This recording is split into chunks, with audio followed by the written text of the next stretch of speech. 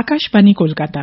এবার শুনবেন করোনা সংক্রমণ ও তার প্রতিকার নিয়ে আকাশবাণী কলকাতার সংবাদ বিভাগ প্রযোজিত বিশেষ সচেতনতামূলক অনুষ্ঠান করোনা ক্লিনিক।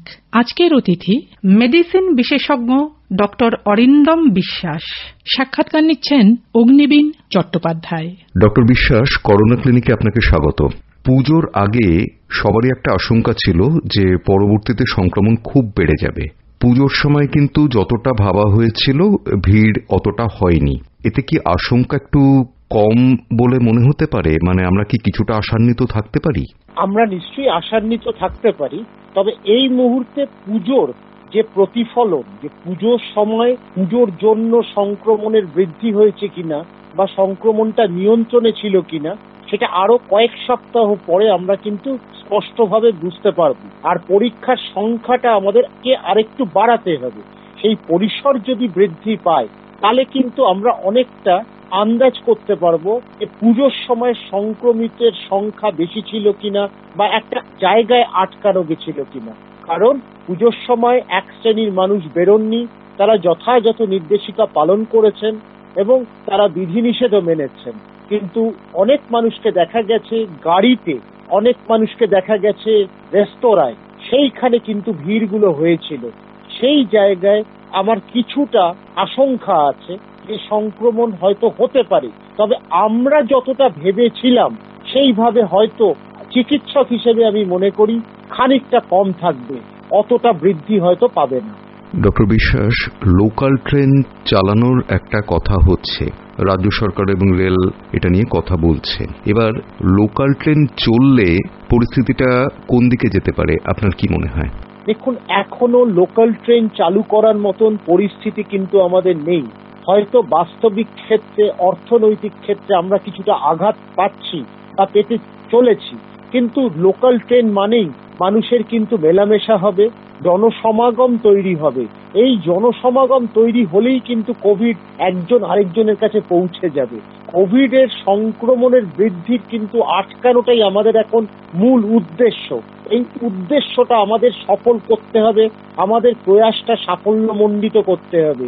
সেই ক্ষেত্রে লোকাল ট্রেন চালু করার ব্যাপারে সরকার একটু ভেবে চিন্তে করুক, কারণ তাড়াতাড়ি চালু করলে হয়তো একটা হঠকারী সিদ্ধান্ত হিসেবে প্রমাণিত হবে। সেইটা কাম্য নয়। মানুষের জীবনটা কিন্তু খুব মূল্যবান। তো সেই ক্ষেত্রে মানুষকে আমাদের বাঁচাতে হবে। এই রোগ যেদিন চলে যাবে আবার মানুষ মেলামেশা করুক, আবার পুরনো দিনে ফিরে যাক, সেটা কাম্য। কিন্তু লোকাল ট্রেনের বিষয়টা একটু ভেবে দেখা হোক। আর একটা বিষয় বলা হচ্ছে যে লোকাল ট্রেন চললেও সেখানে দূরত্ব বিধি মানা হবে, কিন্তু এটা তো বেশ কঠিন। একটা লোকাল ট্রেনের মধ্যে দূরত্ব বিধি মেনে চলা যেভাবে মেট্রোতে যেটা সম্ভব হয়েছে, এটা তো সম্ভব নয়। মেট্রোর পরে পরিস্থিতি কি খারাপের দিকে গেছে? পরিস্থিতি এখন পরিষ্কার করে পরীক্ষা যত আমরা করব আমরা কিন্তু দেখতে পারবো সংক্রমণের সংখ্যাটা বেড়েছে। এটা কিন্তু ঘটনা। সুস্থতার হারও যেরকম বেড়েছে, সংক্রমণের হারও বেড়েছে। ভয় একটাই, সংক্রমণের হার বাড়লে একটা শ্রেণী, হয়তো একটা হিমবাহের অগ্রভাগ, তাদেরকে হাসপাতালে স্থানান্তরিত করতে হচ্ছে। কিন্তু হাসপাতালের বেডের অপ্রতুলতা রয়েছে, সেটাও যেরকম স্পষ্ট। সেই ক্ষেত্রে আমাদেরকে অনেকটা নিয়ন্ত্রণে রাখতে হবে। মেট্রোর ক্ষেত্রে জনসমাগম হয়তো হচ্ছে, হয়তো কিছুটা বিধি মানা গেছে।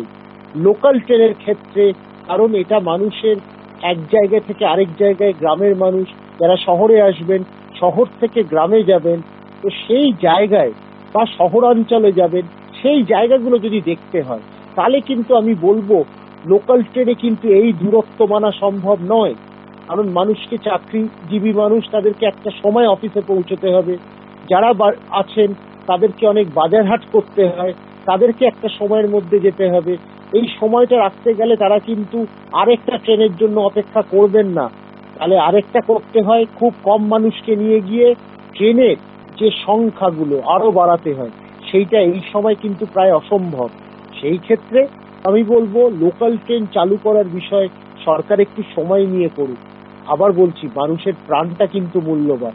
সেই জায়গা ভেবেই লোকাল ট্রেন চালু হোক, কিন্তু কিছুদিন বাদে যখন রোগটা নিষ্ক্রিয় হয়ে যাবে বা রোগটা অনেকটা ক্ষেত্রে কমে যাবে, রোগীর সংখ্যা অনেক কম হয়ে যাবে। ডক্টর বিশ্বাস, দুর্গাপুজোর আগে যে আশঙ্কার কথা শোনা যাচ্ছিল যে জনসমাগম হবে এবং তার ফলে সংক্রমণ বাড়বে, কালী পুজো আসছে, দীপাবলি আসছে, এবারে কিন্তু একটা অন্য দিক থেকে আশঙ্কার কথা শোনা যাচ্ছে।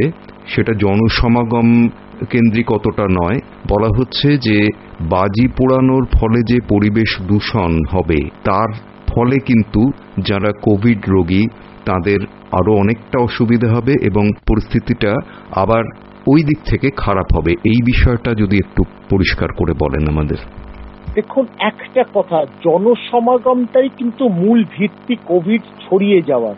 কারণ উপসর্গবিহীন মানুষ আছেন যারা হয়তো পরীক্ষা করাননি বা যাদের এই রোগটা চিহ্নিত হয়নি, কারণ তাদের উপসর্গ নেই, তাদের কোনো কষ্ট নেই, তাদের কোনো স্বাস্থ্যের অবনতি হয়নি। কিন্তু কালী পুজোর সময় একসাথে মিলে বাজি পোড়ানোর, আতশবাজি ব্যবহার করার একটা প্রবণতা আমাদের আছে এবং সেইটার কোনো নির্দিষ্ট স্থান নেই।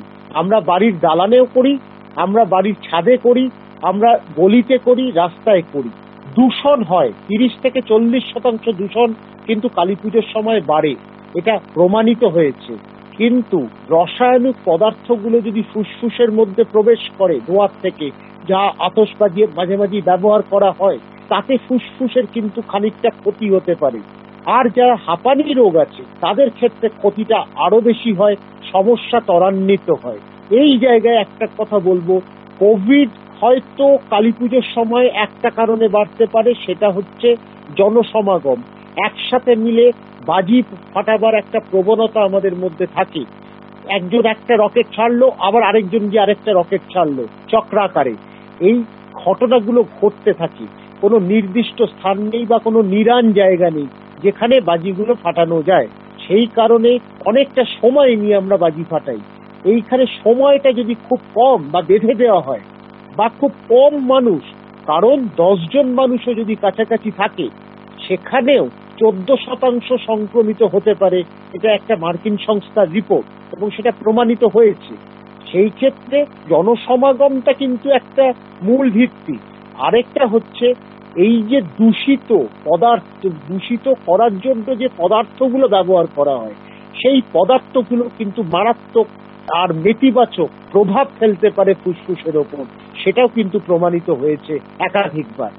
যদি কোনো প্রশাসনিক পদক্ষেপ হয় খুব ভালো কথা, আর সাধারণভাবে প্রশাসনিক পদক্ষেপ ছাড়া সাধারণ মানুষের এই বিষয়টাতে তো সচেতন থাকা উচিত। আপনি সাধারণ মানুষকে কি পরামর্শ দেবেন? দেখুন, একজন চিকিৎসক হিসেবে আমি কৃতাঞ্জলি পুঁতে বলবো, এই বছরটা ব্যতিক্রমী বছর। আপনারা নিয়ন্ত্রণ করুন নিজেদের, আমাদের বাঁচতে হবে, আমাদের প্রাণটা কিন্তু মূল্যবান। আমরা স্বাস্থ্যবান থাকলে, আমরা যদি শরীরটা ঠিক রাখতে পারি, এরকম অনেক পুজো আসবে যেখানে আমরা কিন্তু আনন্দে মেতে উঠতে পারবো। কিন্তু এই মুহূর্তে একটা জটিল পরিস্থিতির মধ্যে আমরা আছি, সম্মুখীন হচ্ছি এমন একটা জীবাণু যেটা প্রাণনাশ করতে পারে। সেই ক্ষেত্রে এই সুযোগগুলো দেব না। আর আমরা ভারতবর্ষকে, সমগ্র ভারতবর্ষকে দূষণ মুক্ত করতে চাই। এই দূষণ কিন্তু ফুসফুসটাকে শেষ করে, আস্তে আস্তে কিন্তু খারাপ করে, বিন্দু বিন্দু সিন্ধুতে তৈরি হয়। তখন ফুসফুসটা কিন্তু এক জায়গায় থাকবে না, খারাপ হতে থাকবে। আমাদের শ্বাস প্রশ্বাসের একটা কষ্ট দেখা যাবে, নিঃশ্বাসের কষ্ট দেখা যাবে। সেই ক্ষেত্রে আমরা নিজেকে দুর্বল করব না শারীরিকভাবে। শরীর যদি সঠিক থাকে, শক্তিশালী থাকে, অর্থবান আমরা হতে পারবো, সামাজিকভাবে আমরা আরো শক্তিশালী হব। সেই প্রতিজ্ঞাবদ্ধ হয়ে এইবার আমরা কালী পুজো মানাই। আর বাকি যে উৎসবগুলো আসছে চেষ্টা করি শারীরিক দূরত্ব, মাস্ক পরিহিত হয়ে নিজেদেরকে নিয়ন্ত্রণ করে বাঁচিয়ে রাখার, ভালো থাকার। এই হবে আমার বার্তা। আপনাকে অনেক ধন্যবাদ ডক্টর বিশ্বাস, করোনা ক্লিনিকে কথা বলার জন্য। শুনলেন আকাশবাণী কলকাতার সংবাদ বিভাগ প্রযোজিত বিশেষ সচেতনতামূলক অনুষ্ঠান করোনা ক্লিনিক। আজকের অতিথি ছিলেন মেডিসিন বিশেষজ্ঞ ডক্টর অরিন্দম বিশ্বাস। সাক্ষাৎকারটি নিলেন অগ্নিবীণ চট্টোপাধ্যায়। অনুষ্ঠানটি শুনতে লগ অন করুন আমাদের ফেসবুক পেজ আকাশবাণী সংবাদ কলকাতায়।